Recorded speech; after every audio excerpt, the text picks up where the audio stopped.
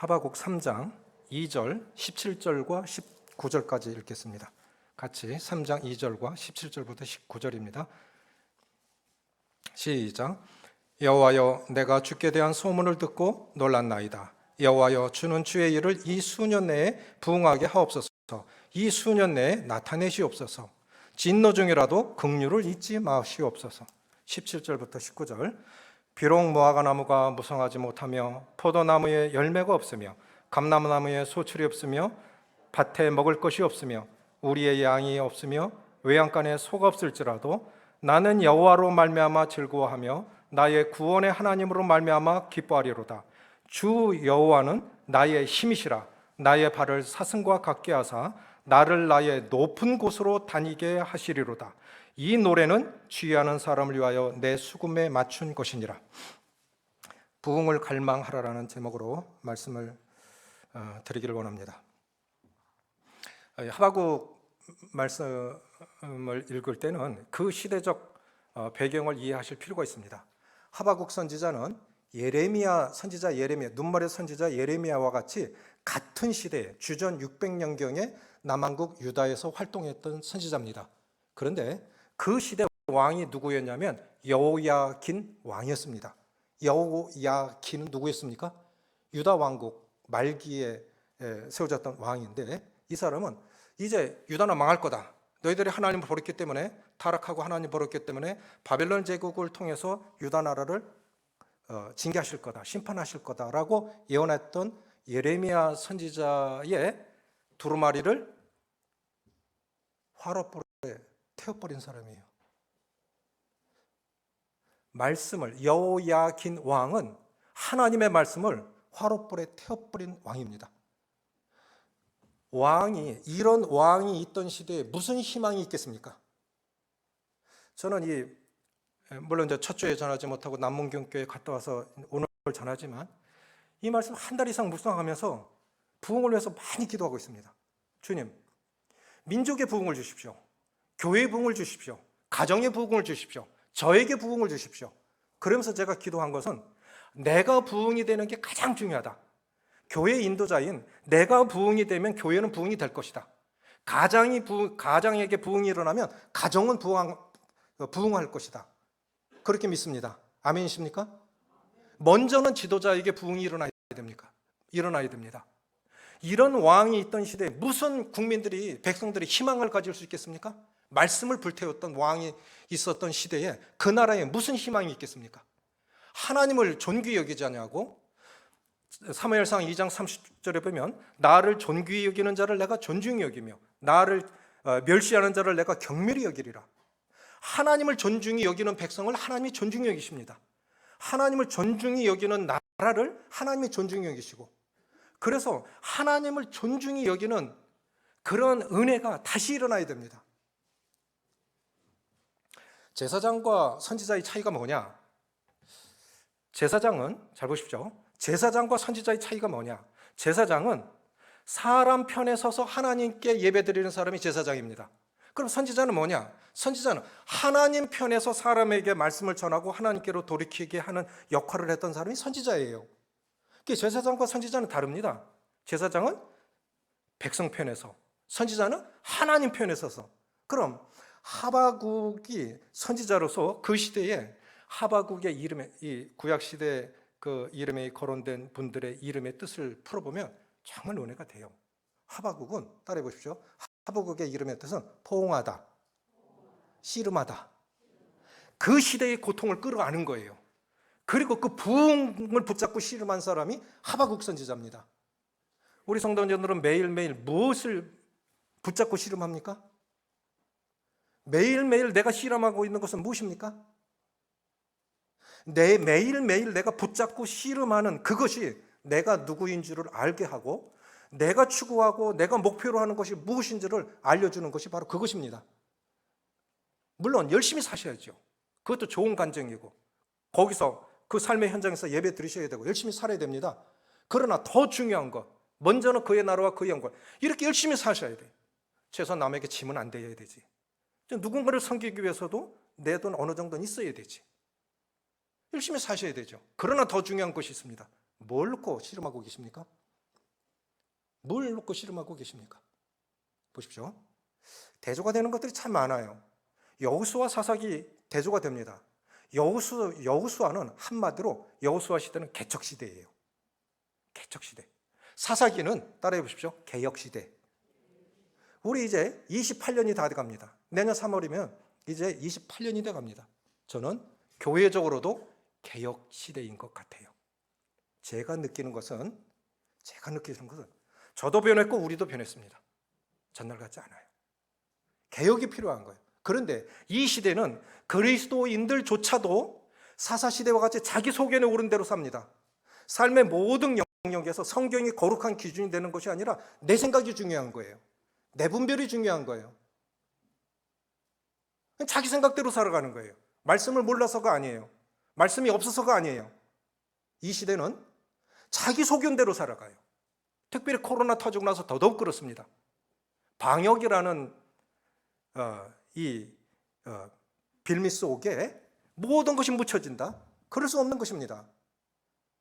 우리는 법을 지켜야 되고 방역을 준수해야 되지만 더 중요한 것이 있습니다. 영이 많이 느슨해졌습니다. 회복해야 됩니다. 이 부흥이라고 하는 것은 일반 교회 가면 부흥 대부흥이에요. 심령 대부흥이에요. 이 교회 다니는 사람들은 이 부흥이라는 단어를 많이 씁니다. 그런데 부흥이라는 단어를 정확하게 이해하고 있는 사람은 별로 없는 것 같아요. 부흥이 뭘까요? 우리 많이 흔히 이렇게 합니다. 몇 명 모입니까? 얼마 모입니다. 많이 부흥했네요. 그 부흥의 뜻이 뭔지는 알겠지만 부흥은 그런 때 쓰는 게 아니에요. 부흥은 건물의 확장이나 사람 수의 증가를 의미하는 것이 아닙니다. 부흥이 일어났을 때는 안 믿는 사람도 알았습니다. 1907년에 평양 대부흥회가 일어났을 때 평양에 한 교회 길선주 장로님이 계셨는데 친구가 주님 나라 가면서 돈을 이 가족들을 당신 친구가 맡고 있다가 나중에 필요할 때 줘. 그런데 꼴깍 해버린 거예요. 일부만 준 거예요. 성령께서 너무 부담을 주시고 하니까 교회 앞에서 내가 친구 죽을 때 맡겨둔 돈을 미망인과 아이들에게 전달해라고 준 돈을 내가 꿀꺽하고 삼켰습니다. 앞으로 이거 다 갚겠습니다. 이런 고백을 했어요. 공개적으로 자기 죄를 고백하니까 성령께서 그때 부흥을 일으키셔서 다들 난 이런 죄를 졌습니다. 나는 이런 죄를 졌습니다. 그래서 평양 대부흥회가 일어나서 대구, 부산, 목포까지 내려온 거예요. 그러니까 교회 부흥이 일어나면 안 믿는 사람들도 안 나는 겁니다. 부흥이 일어났을 때, 유럽의 부흥이 일어났을 때 경찰서에 와서 내가 이런 죄를 졌습니다. 그러니까 경찰이 하는 말이 이거는 경찰로서 올 일이 아닌데 교회로 가세요. 교회로 오세요. 교회로 가세요.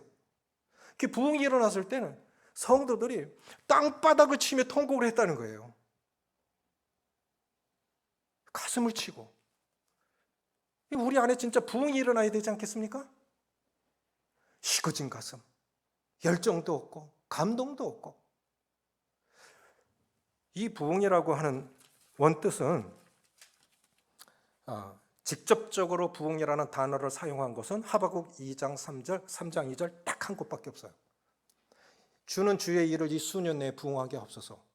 그러면 이 부흥이 뭔지 몰라요. 그런데 똑같은 원어로 소개된 말씀들을 보면 무슨 뜻인지 압니다. 아모스 5장 4절에 보면 너희는 나를 찾으라 그리하면 살리라.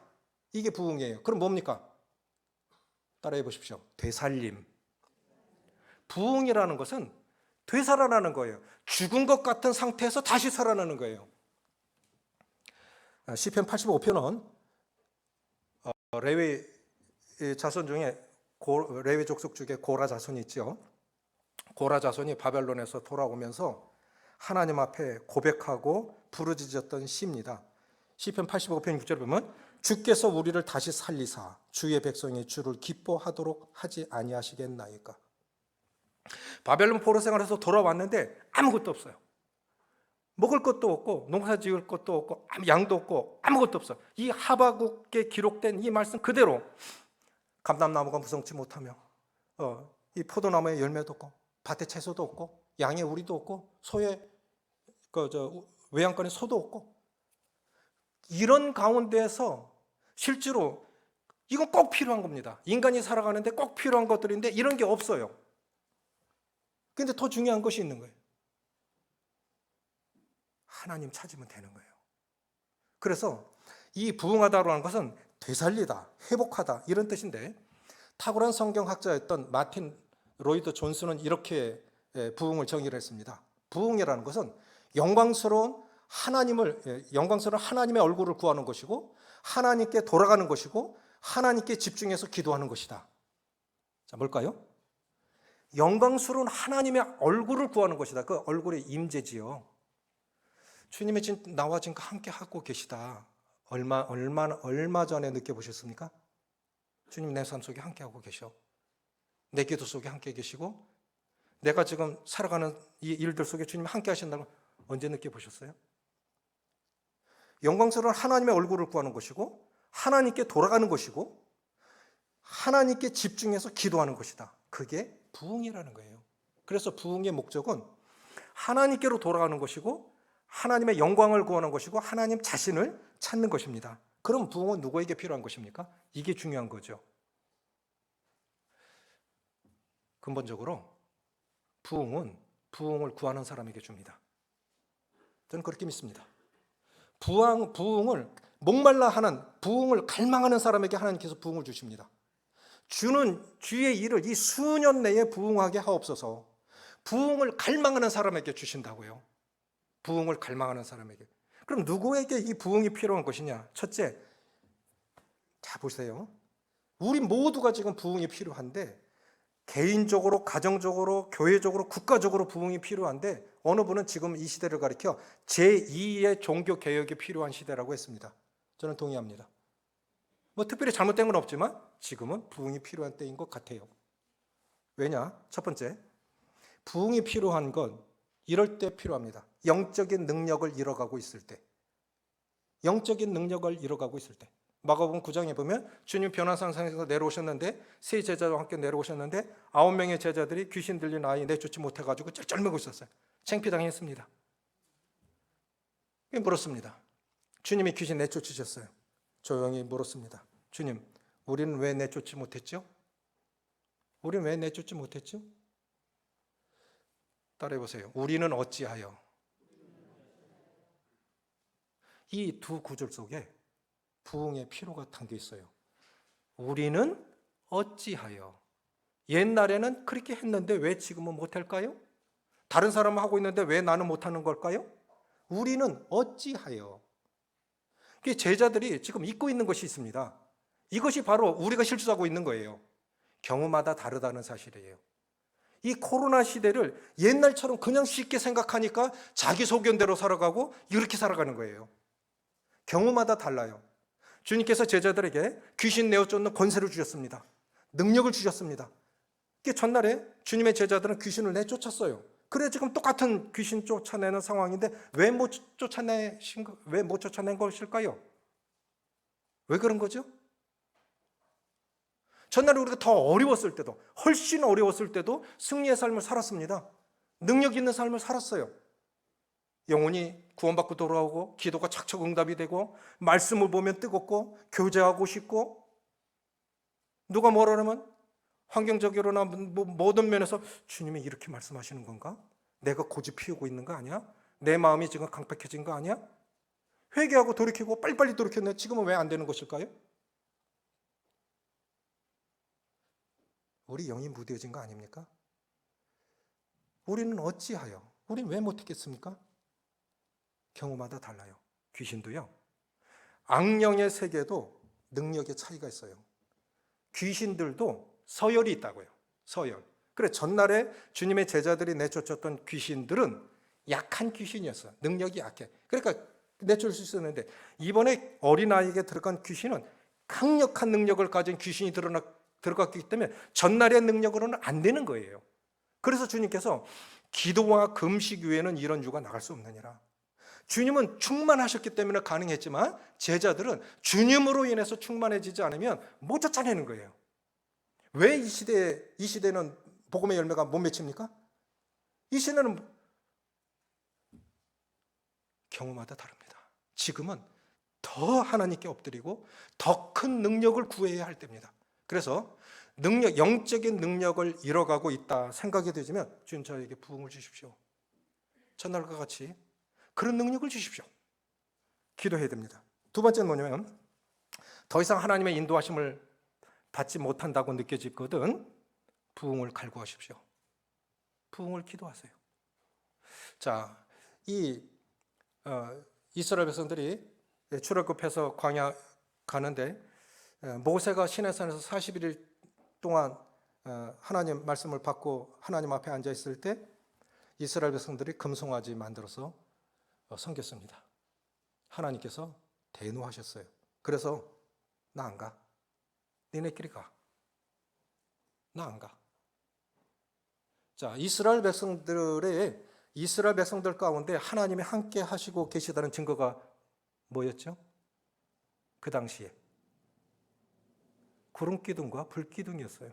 그거 떠나가면 이스라엘은 볼 게 아무것도 없는 거예요. 종살이하던 민족, 싸울 줄을 알아, 가진 게 있어, 형편없는 사람들. 그들이 하나님이 그들과 함께 하셨기 때문에 특별한 민족이 된 거지.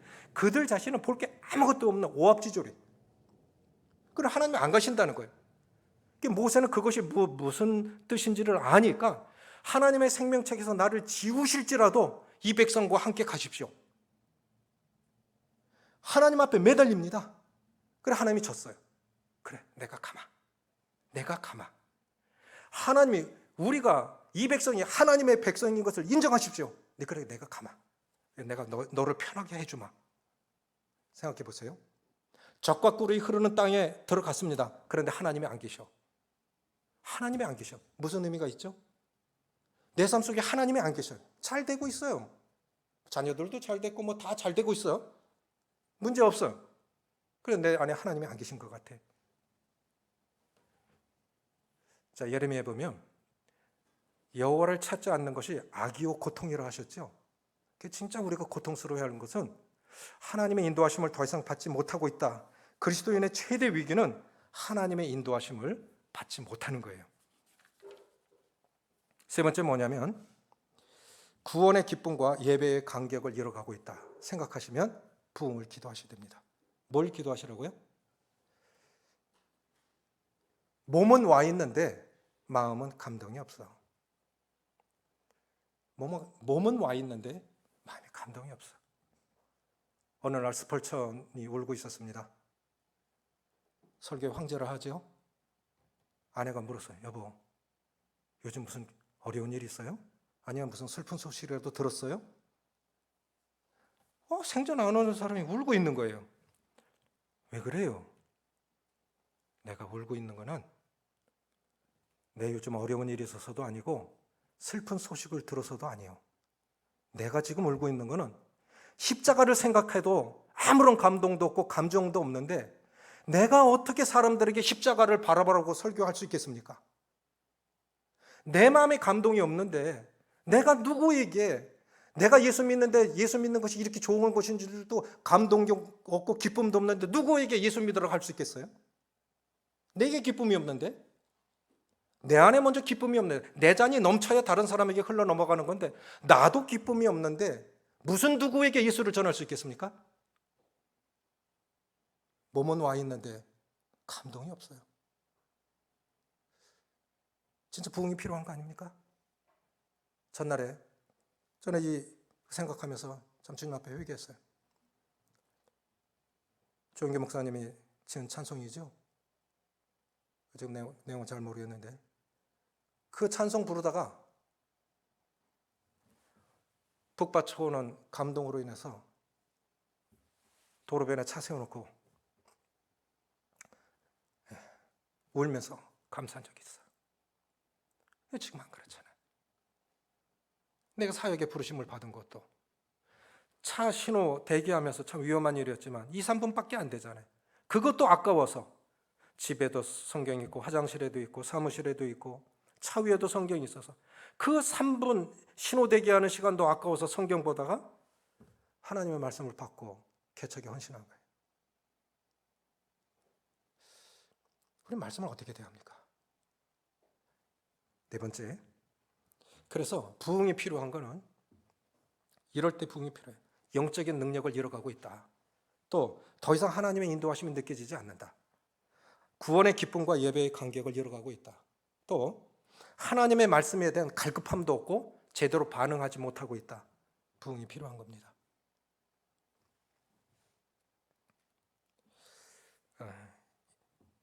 열왕기하 22장 8절 보면 요시야 왕이라는 유명한 왕이 계셨습니다. 요시야 왕 때 부흥이 일어났죠. 성전을 수리하다가 하나님의 말씀 율법책을 발견했어요. 그래서 율법책을 발견해서 왕에게 가져뒀더니 왕이 옷을 찢었어요. 왕이 옷을 찢었다고 하는 것은 이 옷을 찢는다는 건 회개의 뜻입니다. 회개. 이 존귀한 왕이 옷을 찢은 거예요. 생각해 보십시오. 하나님의 성전은 하나님의 집이 아닙니까? 하나님의 집에서 하나님의 말씀을 잃어버린 거예요. 그동안. 그러니까 말씀 없이 사는 거예요. 이래서 이 나라가 이렇게 됐구나.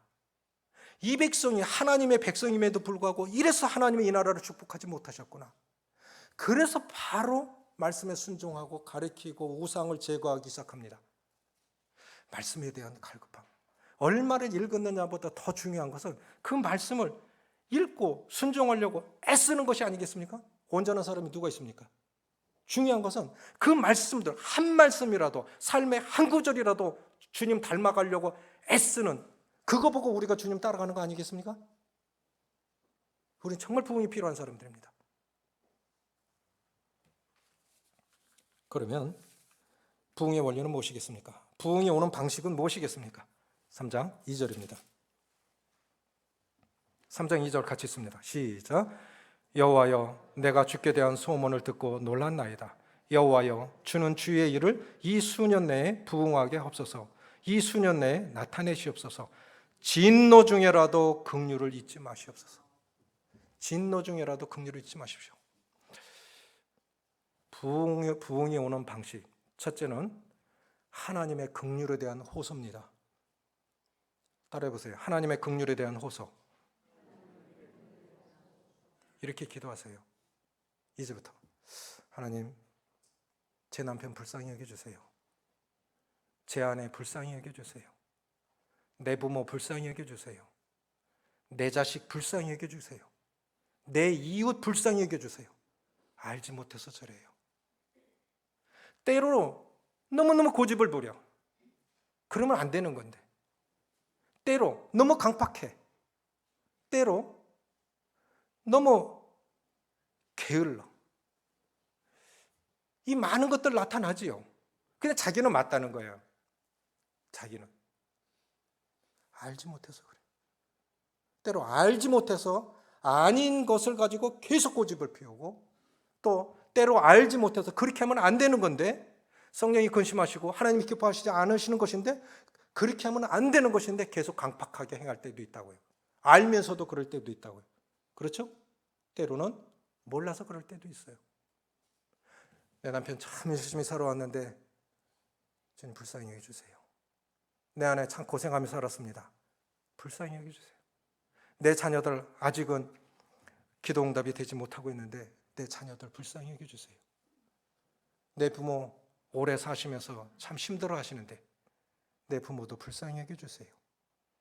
실제로 겉으로 보면 멀쩡한데 속에 들어가 보면 우린 다 불쌍한 자들이에요. 상처 많고 고통 많아요. 맞죠? 나름 속에 들어가 보면 다 상처 있고 고통이 있습니다. 불쌍한 사람들이에요. 그런데 하나님의 이 많은 속성 중에 하나님의 중요한 속성 중에 하나가 하나님 긍휼히 여기는 속성이 계세요. 하나님이 우리가 진토임을 기억하시며 아비가 자식을 불쌍히 여긴 같이 주께서 우리를 불쌍히 여기시나니 이는 하나님께서 우리가 진토임을 기억하심이라. 우리가 어떤 사람인 줄을 아세요. 하나님께서. 자, 그 여리고 저주받은 성읍 여리고 맹인 거지 바디메오. 예수님이 지나가신다 하니까 뭐라고 소리쳤습니까? 다윗의 자손 예수여 우리를 불쌍히 여기소서. 어떻게 불렀다고요? 다윗의 자손 예수여 어떻게 해달라고요? 나를 도와달라고? 우리를 불쌍히 여기소서. 10명의 문둥병자가 랍비여 우리를 불쌍히 여기소서. 그러니까 제가 이 말씀 보면서 이것이 기억이 나요. 우리 아이들 한 4-5살 정도 됐을까 할 때입니다. 둘째 아이를 때릴 일이 있었어요. 그때는 참 무식했어요. 참 많이 때렸어요. 그냥 때리는 게 잘하는 건지 알고 그냥 무조건 때렸어요. 둘째를 때리려고 하니까 그럼 2-3살짜리 그거 때릴 게 뭐 있겠어요. 1살 많은 아이가 아이를 동생을 때리려고 그러니까 그 큰 눈을 가지고 그냥 눈물을 뚝뚝 떨어. 지가 무릎을 꿇고 아빠 잘못했어요 그러더라고요. 못 때렸어요. 그 때리면 얼마나 아프다는 거 알고 불쌍한 거예요. 뭘 잘못했는지 모르겠는데 어쨌든 아빠한테 매를 맞아야 할 동생을 생각하니까 너무 안 된 거예요. 그리고 조그맣게 손을 들고 아빠 잘못했어요. 지가 잘못한 게 뭐였다고? 저는 회개도 대신할 수 있다고 믿습니다. 주님, 제가 잘못했어요. 제가 잘못해서 제 자식이 이렇습니다. 제가 잘못해서 제 배우자가 이렇습니다. 제가 잘못 도왔어요. 제가 잘못했습니다. 양들이 어려운 건 제가 잘못해서 그렇습니다. 탈무드에 보면 가장 거룩한 땅은 회개하는 사람이 서 있는 땅이래요. 동의하십니까? 회개하는 사람이 서 있는 땅이 가장 거룩한 땅이에요. 입으로 암만 자기 잘났다 소리 해도요, 바리새인, 나를 긍휼히 여겨주세요. 나를 불쌍히 여겨주세요. 나는 죄인으로서이다. 내 잘났다고 뭐고 하는 사람이 바리새인이 아니라 이 죄인이, 이 세리가 의롭다함을 받고 돌아갔다 했죠. 하나님은 하나님의 긍휼을 붙잡고 늘어지면 하나님 참 거기에 약하신 것 같아요. 주님 불쌍히 여겨주세요. 몰라서 저래요. 부흥의 첫 번째 원리는 하나님의 긍휼에 호소하는 것입니다.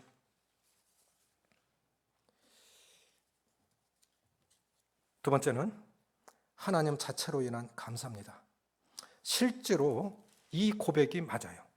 비록 무화과 나무가 무성하지 못하고 포도나무에 열매가 없고 감람나무에 소출이 없고 밭에 식물도 없고 우리의 양도 없고 외양간에 소도 없어. 다 없어. 이 사실이에요. 없고 없어. 자, 그럴 수 있죠. 가진 것도 없고 배운 것도 없고 거기다가 건강도 안 좋아. 이게 얼마나 힘든 일입니까? 저는 이렇게 생각해요. 내가 수고한 것만큼 먹을 수 있는 것도 은혜입니다. 아멘이십니까? 내가 수고한 것도 못 먹을 수 있어요. 이번에 우박이 많이 왔더라고요. 안성에도 많이 왔고 원주에도 왔고 다른 데도 왔는지 모르겠어요. 우박 오면 농사 끝이에요. 구멍 뚫리면 끝이에요. 1년 농사 끝입니다. 농부가 땅을 갈고 씨를 뿌리고 아무리 수고해도 하나님의 은혜 베풀지 아니하시면 안 됩니다. 여호와를 경외하며 그 도에 행하는 자마다 복이 있으며 내가 내 수고한 대로 먹을 것이라 내가 복되고 형통하리로다. 이 시편 128편인데. 그래서 내가 수고한 것만큼 먹을 수 있는 것도 은혜입니다. 자, 이스라엘 백성들 보십시오. 자기가 다 뺏겼어. 그 자기가 수고한 거예요. 다 탈취당해서 아무것도 없습니다. 그런데 때로 그러실 수 있어요. 내가 열심히 수고해도 하나님 확 날리실 수 있습니다. 아무리 많이 가져도 아무리 노력해서 내 건강 지켜도요, 건강 한 방에 갈 수 있어요. 어제까지 건강했는데 오늘 아파. 의사도 아플 수 있죠. 돈 많은 사람도 아플 수 있습니다. 누구도 장담할 수 없는 거예요. 돈 자랑할 거 못 돼요. 욥 아시죠? 한순간 날아갈 수 있는 거예요. 그런데 하나님이 허락하시면 다시 한순간 다 그 이상도 주실 수 있는 분이 하나님이십니다. 그래서 이것저것 없어도 하나님 자체로 감사할 수 있으면 그것이 은혜입니다. 다 없어도 하나님이 있으면 다 있는 것입니다. 아멘이십니까? 그러나 다 있어도 하나님 없으면 다 없는 거예요. 다 없는 거예요. 왜? 만복의 근원이 하나님이시기 때문에 모든 거 다 갖췄다 해도 하나님 없으면 다 없는 거고 이것저것 없어도 하나님 계시면 다 있는 것입니다. 그래서 하나님의 임재가 가장 중요한 거예요. 하나님의 임재가. 성경 이사야 7장 14절에 보면 보라 처녀가 잉태하여 아들을 낳을 것이요 그 이름을 임마누엘이라 하리라. 임마누엘이 무엇입니까? 하나님이 우리와 함께 계시다. 예수님이 이 땅에 오신 것은 우리와 함께 하시기 위해서 오셨습니다. 그런데 하나님은 안 보여요. 그 안 보이는 하나님이 보여지는 하나님으로 오신 분이 예수님이십니다. 그리고 계속 우리와 함께 하시는 거예요. 볼지어다 내가 세상 끝날까지 너희와 항상 함께 있으리라. 우리는 힘들면 하나님 안 계신 것 같아. 인도하심도 없는 것 같고 안 계신 것 같아. 그렇잖아요. 하나님은 항상 함께 계십니다. 그런데 중요한 건요, 내 안에 하나님이 계시다는 것을 알지 못하는 사람은 하나님의 임재가 떠나가도 알지 못합니다. 맞습니까? 잘못돼도 잘못됐는지 몰라요. 우리 안에 성령을 모시고 사는 사람들은 성령께서 근심하시고 이렇게 저렇게 말씀하신다는 걸 다 알아요. 예민해요. 우리 안에 하나님이 계시다는 것을 늘 인식하고 예민해지는 사람은 아주 예민하게 말씀에 반응합니다. 우리 안에 하나님이 계시다는 걸 알지 못하면 하나님의 임재가 떠나가도 알지 못해요. 삼손처럼 여호와 영이 떠나갔는데도 깨닫지 못하더라. 결국 두 눈 뽑히고 짐승이나 돌리는 연자 맷돌을 돌리는 신세가 되지 않습니까? 주님은 늘 우리와 함께 하십니다. 그래서 우리 인생 가운데 가장 중요한 것은 하나님이 우리와 함께 하고 계시다는 것을 인정하고 감사하는 거예요. 자, 부흥이 오는 방식 세 가지입니다. 첫째는 무엇입니까? 하나님의 긍휼에 대한 호소. 주님, 불쌍히 여겨 주세요. 불쌍히 여겨 주세요. 부르짖 주세요. 두 번째는 하나님께 대한 하나님 자체로 인한 감사입니다. 세 번째, 이게 중요한 겁니다. 19절 같이 읽습니다. 시작. 주 여호와는 나의 힘이시라. 나의 발을 사슴과 같게 하사 나를 나의 높은 곳으로 다니게 하시리로다. 이게 무슨 뜻일까요? 이게 무슨 뜻일까요? 주 여호와는 나의 힘이시라. 이건 알겠어요. 주께서 나의 발을 사슴과 같게 하사 나로 나의 높은 곳에 다니게 하시리로다. 이것이 뭐냐면 하나님께서 우리 모두에게 자기의 소원을 두고 우리 모두에게 꿈을 주셨습니다. 독특한 은사를 주셨습니다. 거듭난 사람들 모두에게 성령께서 자기에게 딱 맞는 은사를 주셨습니다. 그 은사를 가지고 자기 자리에서 높은 곳, 이건 꿈이에요. 꿈. 하나님이 주신 그 꿈의 자리에 걷게 하신 겁니다. 나로 나의 높은 곳에 다니게 하시리로다. 그 주신 은사를 가지고 내가 높은 꿈을 가지고 그 길을 걸으라고 하는 뜻입니다. 이게 부흥입니다. 이게 부흥인 거예요. 그게 사명의 자리인 거예요. 주신 은사를 가지고 그 길을 걸어서 하나님의 능력의 자리, 하나님의 능력을 경험하는 능력의 자리, 기쁨의 자리, 영광의 자리에 서는 거예요. 하나님 우리 모두에게 소원을 두고 행하고 계시죠? 지금도 여전히 소원을 두고 행하고 계시죠? 주님 나라 갈 때까지 하나님 우리에게 소원이 있어요. 하나님께서 우리를 향하신 소원이 우리의 꿈입니다. 주님께서 우리 모두에게 주신 그 꿈의 자리에 서는 것이고 그 주님 주신 소원의 길을 걷는 것이 그것이 진정한 부흥이에요. 19절이 부흥, 진정한 부흥이 이루어진 모습입니다.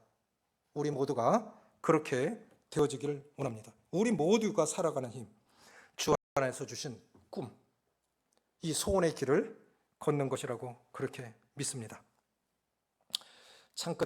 창끝이라는 영화도 나왔고 전능자의 그늘 아래로 여러 책을 나왔죠. 모임의 형제님이시죠. 짐 엘리엇. 오래전 이야기지만 여전히 짐 엘리엇의 책을 읽으면 가슴이 뛰어요. 찔림이 있어요. 20살에 에콰도르인가요? 거기서 이 원주민들의 창에 찔려서 순교를 당했는데 그 명문대학 젊은이가 20살에 주님 나라 갔어요. 기도가 있었어요. 소원이 있었습니다. 그것은 뭐냐면 주님 성공하게 하소서. 성공하게 하소서. 그 성공은 세상적 성공이 아니라 하나님께서 저에게 주신 꿈을 이루어드리는 그 성공을 그것을 성공할 수 있도록 도와주십시오. 이거였어요. 근데 그건 알았어요. 언젠가 죽을 수 있구나. 언젠가 죽을 수 있겠구나. 순교 당할 수 있겠구나. 총이 옆에 있었음에도 불구하고 사용하지 않았어요. 죽었지만 그 선조가 한국에도 다녀갔다 하지요. 오래전 일인데 여전히 그가 살아서 우리에게는 성공하게 해주소서. 주님 나를 구원하시고 목적하신 그 뜻에, 그 꿈에 순종해서 성공할 수 있게 해주십시오. 인생이 이렇게 끝나는 것이 아니라 정말 주님께서 나에게 주신 그 꿈의 자리, 주신 소원의 길을 걷고 그 꿈이 내 꿈이 되어서 살아가는 그 나로 나의 높은 곳에 다니게 하소서.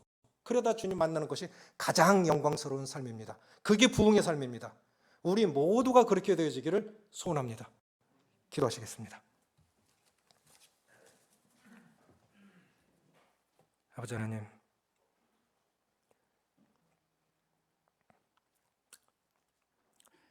수많은 사람들 가운데 저희 시대에 저희 모두에게 각자에게 만나 주셔서 구원받게 하시고